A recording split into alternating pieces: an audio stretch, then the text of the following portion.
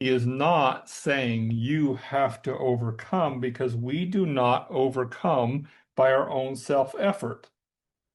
We're not saved by grace and maintain our work by works of the flesh.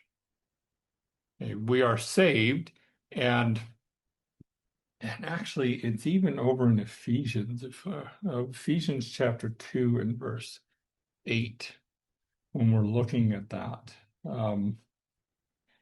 You don't really see this in our translations because it's a little difficult to convey the exact same meaning from the Greek to the actual English.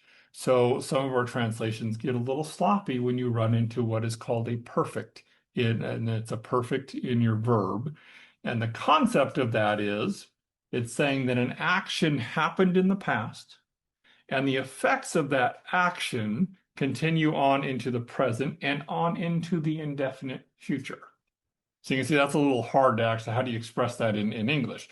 Typically, the best way I found is to say in a state of, because we will always be in that condition, is what it's talking about. So it says, for by grace, you are in a state of having been saved through faith. That's actually what the original says. Okay. And of course, there's many other passages that show we don't lose our salvation. So in Revelation, when he's talking about the overcomer, he is talking about those within the church who actually are believers. Because the rest of them, they are not believers, and they will actually go into the tribulation period. And specifically, he says this church is going to be thrown into the great tribulation period, where the other ones he does talk about tribulation coming upon them.